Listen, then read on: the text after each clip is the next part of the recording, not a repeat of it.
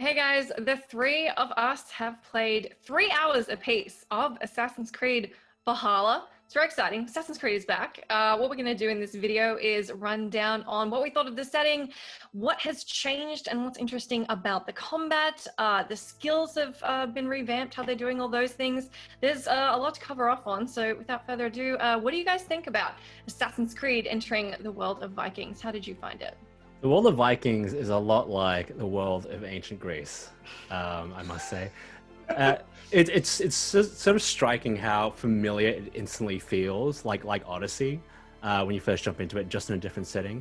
But, a big part of why people play Assassin's Creed is because they like the setting, the different ways they've reconstructed history and, places that, we've only read about in books. That's what's interesting about Assassin's Creed. But for the most part, I did just feel like this was a very familiar game, except for maybe the combat, which we'll get into later. Yeah, but the one glaring difference for me between Odyssey and Valhalla, setting wise, and I think this is almost a detriment to it, is the fact that everything is so flat. There's no hills, there's no major buildings or landmarks to look out for, and so there's nothing drawing my eye oh, I want to go over there, I want to explore in that direction. I'm like, man, I mean, maybe it's just this area that we played, but I'm like, it's nothing but gray marsh for as far as the eye can see in every single direction. It's worth noting that we played in England, so you do start the game in Norway, and you have a settlement there as well,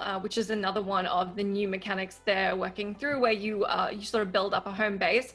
We didn't get to see any of that, but we did see a lot of countryside. So it is worth mentioning that we, being in the world environment we're in, played this under sort of unique circumstances. Ed and I went into the Ubisoft office, but you, Jordan, played this over the cloud, correct? And I think we all only had access to a 1080p build, so that sort of explains why you're seeing the quality of footage you are now. And it is a work in progress build. This is not the final product of the game.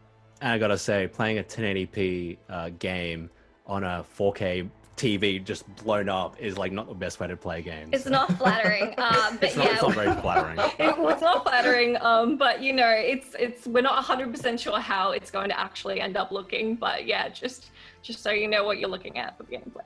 The life part that I really enjoyed, which is what I was excited for Valhalla, is the sort of vibrancy of the Vikings, and I got that in one part of the demo, which was a scene that took place right before a wedding, and you could sort of walk around, and there were little mini games, like a drinking mini game that sort of played out like the rhythm gym games that you do in Final Fantasy VII Remake.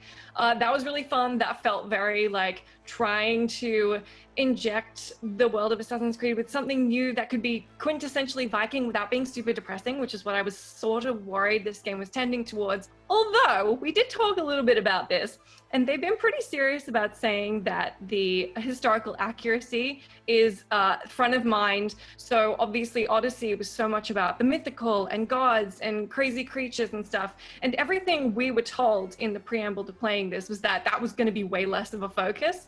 Not what a lot of us found. No. I touched this mummy thing that spat blood on me, and it summoned one of three sisters who started creating fire clones of herself, and it was I had to learn how to fight her and dodge her clones at the same time. And I'm like, this feels very fictional. This feels very mythical. And I'm like, yeah, where's the grounded realism that I was promised? There was a lot of different things. I was running into, I can only call them Hellblade-esque sites, where the screen became very heavily vignetted, and it was all really nasty and terrifying, and there were strung up men on trees and stuff, and you had to shoot a glowing horrible skull, and then it told you cleanse the area. Like so many things in this demo, there wasn't a lot of context for what that meant or what I'd done. I just figured out that was the thing to do, and I did it a couple times. Yeah, we should say that this, the demo that we played takes place roughly mid-game, so there was a lot of stuff that we didn't have context for. It's interesting that combat, I think, seems a lot more grounded to me, and a lot harder. Yeah, combat definitely took a turn for the more complex. I don't want to say complicated. It's taking that Dark Souls style of like light attack and heavy attack. And the other big thing is, you know, as Vikings do, they dual wield weapons. And I actually found that quite a lot of fun, even though it is still rooted in that very RPG style of action combat. And one of my favorite things to do was experiment with what a weapon does on your primary weapon hand versus what it does on your secondary. So we ran into things like, one-handed axes, two-handed axes, spears, flails, and shields. And things like the flail, which I found to be like a really, really slow and kind of a useless weapon in the primary hand, because you kind of just need to charge it up before you start using it. In the offhand, you can just hold your offhand button, which is like L1, and you just start spitting it instantly, and you just kind of like walk up to dudes and just start smacking them in the face. So it's really interesting to play with those things. I especially liked having two one-handed axes together and using the offhand attack to just like wail on people, which is a lot of fun. But that said, remembering that AC Odyssey is an RPG where you want to equip like the weapon that does the highest damage all the time, I'm not sure how I'm going to be able to stick to my favorite weapons a lot of the time. I would say I really dug the combat. Like, AC has had protagonists who are quote-unquote dual wielders for a long time now, but this one feels like the first instance where I have actual control and agency over how I want my main character to play. Like, I just went total aggression in my playstyle, just throwing axes, just slicing at people, and only like bringing out the shield to just quickly parry people, to do like these almost like Bloodborne-esque visceral attacks on people. Definitely. And I thought it was like really aggressive and really fun, and a far cry from the very slow-paced wait for an enemy to approach and then attack the next one and the next one and the next one that all the older AC games have been kind of known for a while. The game also throws really tricky enemies at you. There's like berserkers who move incredibly fast, and Eivor is quite slow with any sort of, I usually like more roguish, really quick builds, but the way that the character was designed and the weapons I had access to meant that I had to get back, wait for those abilities, which we saw in Odyssey, to get charged up by taking out other enemies, and then just unleashing those really heavy attacks and hoping that they did the job. I really like those super powerful abilities. A lot of them feel similar to Odyssey, but some of them feel like they're suited to Valhalla in a way that you wouldn't have seen Cassandra or Alexios do, because it wouldn't have made sense for the character. Yeah, they're emphasizing the brutality of the Vikings, which, you know, Vikings are brutal, I guess.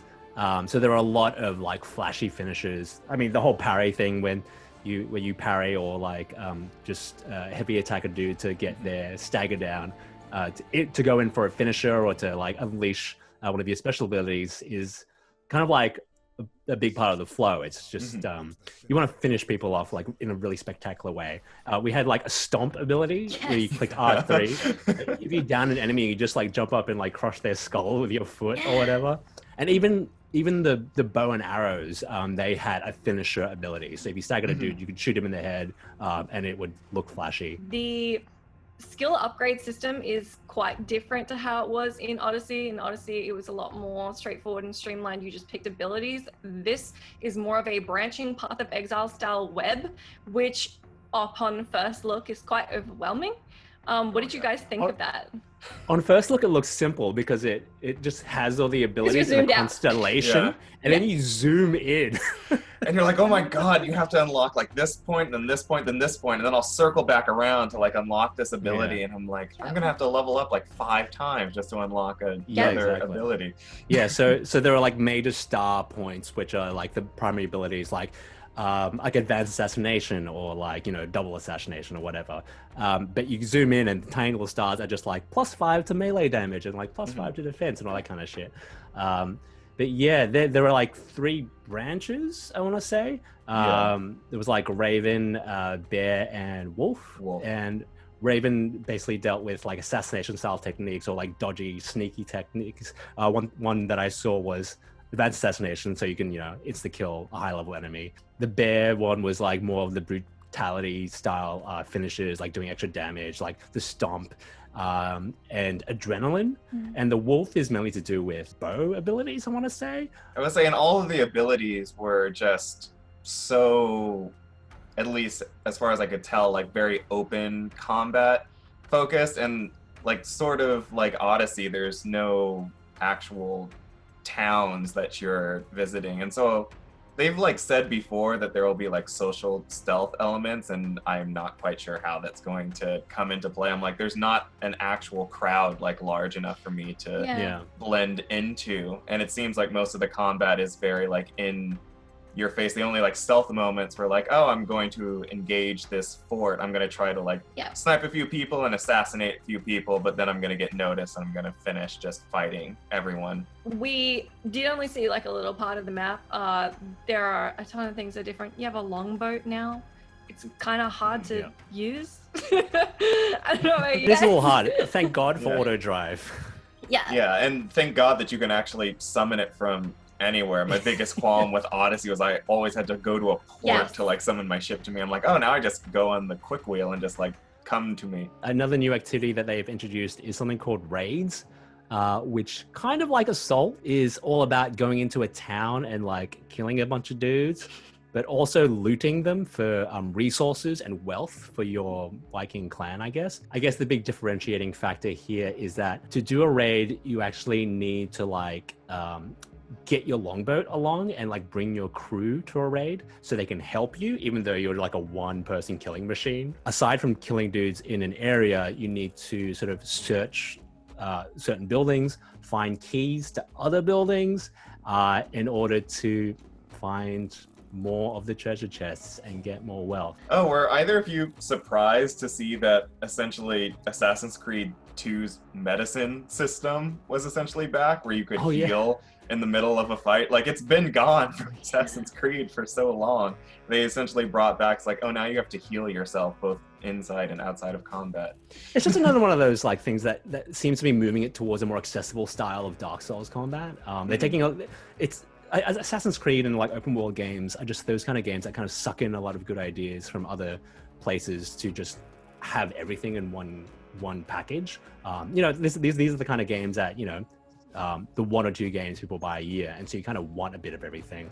There's a lot of grit to it, and it's like there's a lot of just scratching the surface things that suggested to me there will be some really dark, heavy, supernatural, like Hellblade-y elements, and things are going to be a bit nasty. And I think if they really lean into that, they can tell some interesting stories. It's a year where we're going to get a bunch of open world games that are all doing something like interesting and new, and like combat and setting aside, Valhalla definitely just feels like Odyssey, and I feel like I've played it before. So I'm really curious to see what else there is. I remember playing the Odyssey preview event, and it was mostly focused on like the conquest battles and a lot of fighting things. And I remember coming away from that being like, man, is this really all there is? And then I played Odyssey and I'm like, oh, there's actually like some humor, there's some decent side quests. And so I'm hoping that this is basically the same thing, that they've just given us a very tiny segment, and it just was a segment that was just really combat focused. Because I do like the combat, but if this game's as long as Odyssey, which took me like 80 hours to complete, I don't want to just fight people for 80 hours and just go from point A to point B. There's got to be something else. Definitely. I mean, it's hard to get a snapshot of a 80, 100-hour game in like 3 hours. So let's wait and see, huh? Well, be sure to stay tuned if you're watching this video. We have plenty more footage going up from Assassin's Creed Valhalla. Keep your eyes out for Watch Dogs Legion as well, and everything else from Ubisoft forward. Thanks for joining us, and we'll see you next time.